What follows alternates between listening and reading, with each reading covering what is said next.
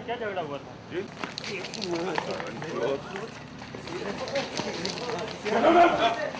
खबरदार।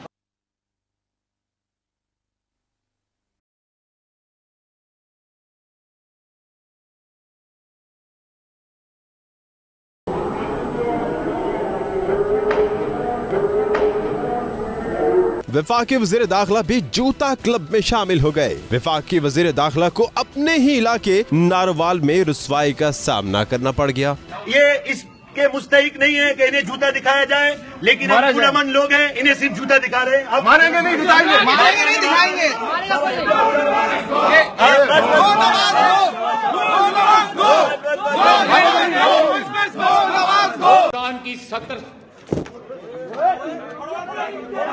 की 70